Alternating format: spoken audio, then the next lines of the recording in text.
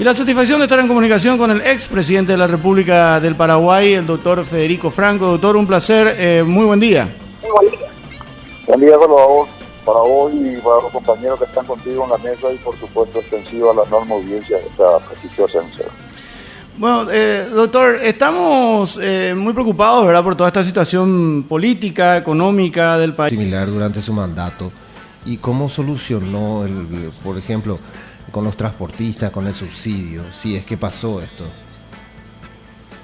No, nosotros tuvimos, con todo el respeto, nosotros tuvimos una situación diferente. Cuando yo estuve como presidente hubo un descenso del precio del petróleo.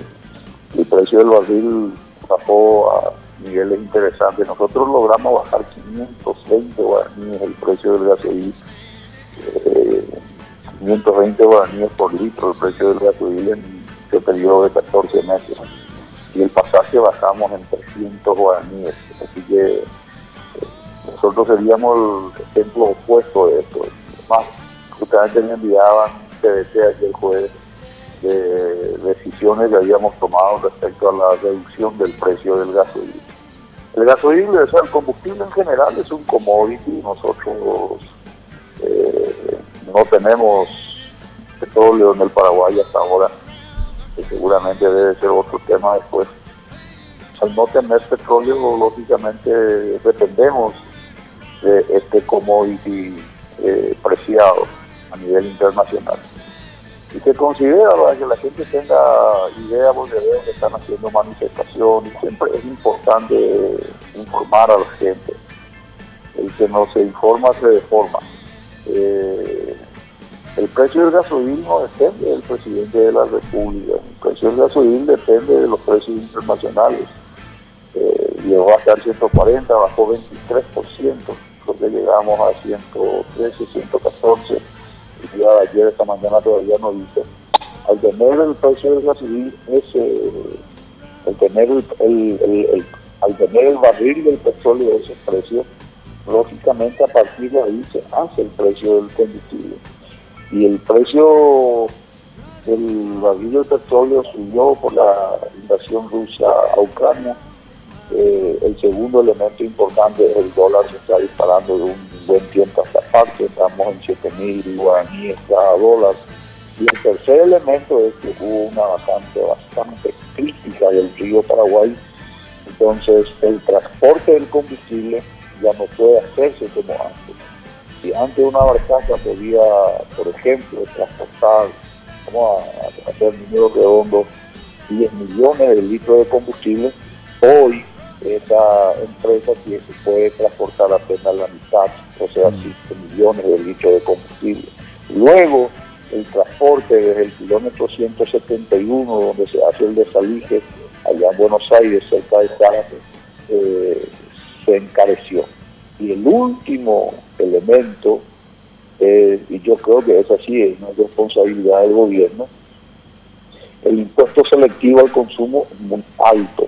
El impuesto selectivo al consumo del combustible, suponiendo el número redondo es 32%, vamos a redondear en 30 para que la gente entienda, ¿no? De cada 5.000 guaraníes que nosotros pagamos, por ejemplo, suponiendo en un juego mágico, que gasoil es de 5.000, el 30% de 5.000 serían 1.500. Pero guarda, cuando el precio del combustible está a 10.000, el impuesto selectivo al consumo, el 30% va a 3.000. Entonces, dicho eso, el precio del combustible no depende del gobierno, la invasión rusa no depende del gobierno, la bajante crónica, el estiaje en que se encuentra actualmente el río Paraguay, la hidrovía Paraguay-Paraná, tampoco depende del gobierno. Lo que sí depende del gobierno es el impuesto selectivo, en el cual el gobierno hubiera utilizado una propuesta flexible en el sentido de entender el momento que estamos viviendo y de alguna manera coadyuvar para que no suba tanto el combustible. Así que esa es mi reflexión respecto a lo que ocurre con respecto al tema del combustible. Sí, justamente mi siguiente pregunta venía a ser con relación a la ley Busarquis y ella explicó muy bien qué es lo que se debería haber hecho también con relación a este tema. Ahora, en su gobierno se habló mucho, incluso recuerdo fotografías, videos del tema del petróleo. Nunca se encontró nada, doctor. ¿Existe? ¿Usted sabe qué pasó? ¿Qué nos puede contar al respecto después de tantos años? Bueno, nosotros en primer lugar, para ustedes los periodistas necesitan información clara, concisa y completa, y no quiero extenderme mucho en cuestiones técnicas, así que voy a tratar de ser lo más pragmático. ¿Tenemos petróleo? Sí, tenemos petróleo. Paraguay hizo, a través de la empresa Crescent y President Oil, hicieron tres perforaciones. De las tres perforaciones se encontró a más o menos, para tener un promedio de 4.500 metros de profundidad, se encontraron lo que sería el petróleo, ¿verdad? El delúrico sulfúrico. Este hallazgo significa que hay petróleo. ¿Y cuál es el otro elemento? El otro elemento es que enfrente, al Mar Largo, Argentina, existe petróleo. Y el petróleo no es ni argentino ni paraguayo, no tiene pasaporte, no tiene cédula de identidad. Si existe en la Argentina, es lógico y natural que exista en el lado paraguayo. Esta gente así lo hicieron. Ustedes pueden entrar y ver en la bolsa de Londres cómo está cotizando hoy la empresa President Oil, Crescent Oil. Pueden ver cuánto está valorado su activo en este momento como consecuencia del hallazgo. ¿Qué ocurrió? Yo les dije que en mi época el precio del petróleo bajó. Sí. Entonces, al bajar el precio del petróleo, no era un negocio, hablando mal y rápido, pero claro, para estas empresas hacer la perforación, porque no se hace la perforación por la técnica habitual, sino que iban a utilizar una técnica que se llama fracking. En ese momento los Estados Unidos encontró el shale gas, que es prácticamente lo convierte a Estados Unidos en el país con la mayor reserva de petróleo del mundo, superando a los países árabes incluso. Es una técnica no convencional, no es que se perfora a profundidad como sería acá en el Paraguay, sino que se hace como una L, llega a un nivel y luego va en forma transversal. Esta técnica del fracking, que es rompiendo la roca, es muy costosa. Entonces, ahora el precio del petróleo subió, podría ser de nuevo interesante. Pero en cualquiera de los casos, sea cual fuera el gobierno de turno, sea este o el otro gobierno, no vamos nomás luego a poder tener petróleo en forma inmediata, sino que va a tener que ser el proceso de un periodo largo. Nosotros sí tenemos energía hidroeléctrica limpia, renovable, y Puya, y de la misma Caraí, y podríamos tener un sistema de incentivo para utilizar vehículos eléctricos y de esa manera abaratar un poco el consumo. Así que hay muchas soluciones, muchas posibilidades. ¿Tenemos petróleo en el Chaco? Sí tenemos, y lo que yo digo es auditable. Pueden entrar a ver estas empresas y al mismo tiempo ver el informe de las autoridades del Viceministerio de Minas y Energía, dependiente del Ministerio de Obras Públicas y Comunicaciones.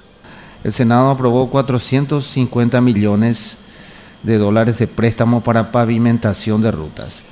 Y ayer Salim Busarquis anunció que va a presentar un proyecto para derogar el ISC, el impuesto al combustible, para bajar el precio del combustible. Si usted fuese el presidente ahora mismo, ¿cómo manejaría esta situación? ¿Cómo plantearía una posible solución? Bueno, mire, el presidente de la República, ustedes saben, se dedica a vender asfalto.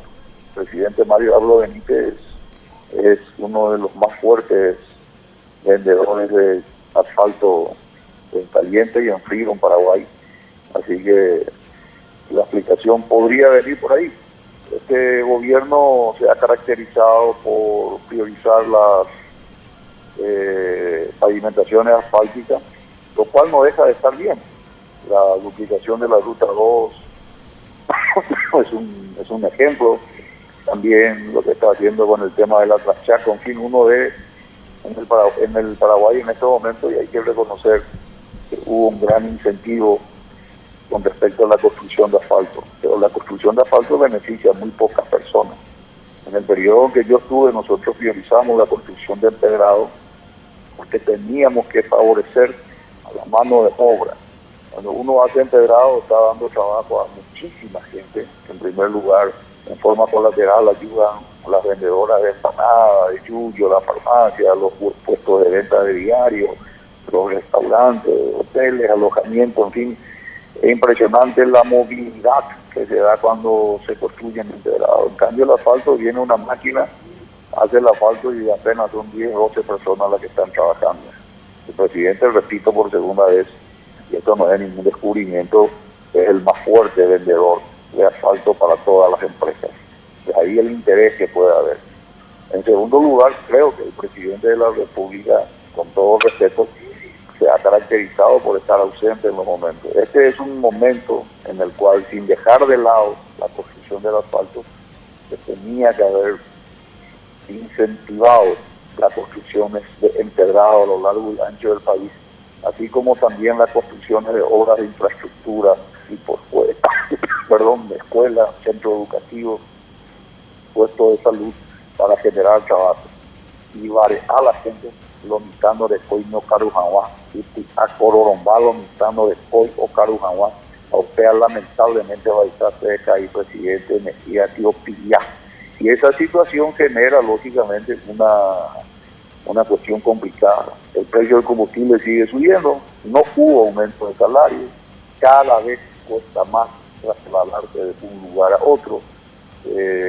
La gente dice que ahora ya no se dice más algunas palabras, nadie dice gracias, nadie dice por favor, nadie dice asado y nadie dice nada, demostrando que la carne y el combustible se han encarecido enormemente.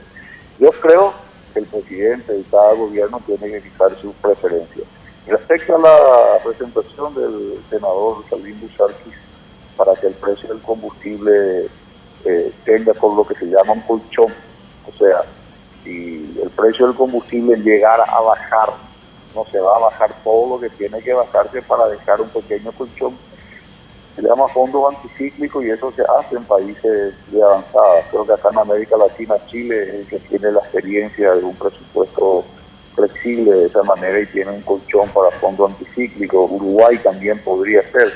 El resto de los países, infelizmente, todavía no hemos aplicado esa técnica y sería bueno, oportuno y necesario la aplicación para tener fondos anticíclicos para que cuando estén dadas las condiciones podamos utilizar sin que Pedro, Juan, Andrés, María tengan que pagar de su bolsillo como hoy lo están haciendo. Doctor, una más.